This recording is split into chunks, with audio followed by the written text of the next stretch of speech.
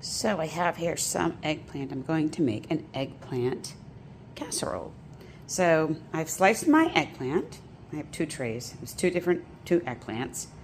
And I put some salt on them. And I'm going to let that, that will help some of the moisture come out. So I'll let them sit there for a little bit. And then I'll wipe off the salt. And I am going to put them in the broiler on high for about 10 minutes or so. And then we will have over here. So I've cut up some mushrooms, some red pepper, some red onion. I just happen to have a little bit left of baby spinach. I have 2 cans of tomato sauce. I will doctor it up by putting some garlic and some maybe Italian seasoning in there, and some basil, oregano, and we have some more salt and pepper. So, and then we'll assemble it like a lasagna, without the cheese, of course. But so this is what we're working with here, and I'll show you when we get the eggplant out of the broiler. Okay, so this is what the eggplant would look like when you take it out of the broiler. So what we're going to do is we're going to start to assemble our eggplant bake. So I have here my tomato sauce. And just like you would if you were making a lasagna or any other kind of casserole, like I should say, I'm going to put a little bit of the sauce on the bottom. I like to add a little bit, so I'm going to put some Italian seasoning on the bottom, and let's flavor this up a little bit of garlic powder.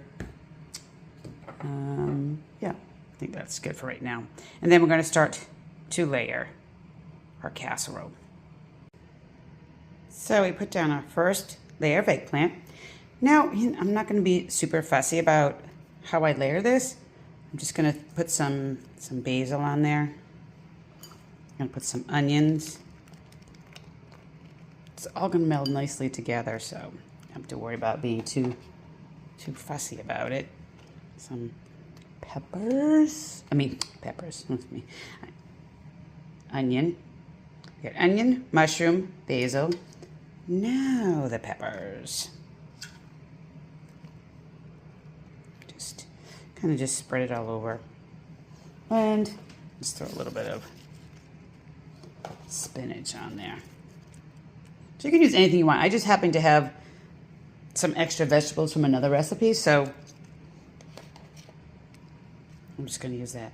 Then we're going to continue this layer. We're going to put another layer of eggplant, some spices, some basil, some peppers, some onions, some spinach, and some mushrooms, and tomato sauce in between. So I'll bring you back when I have it all laid up.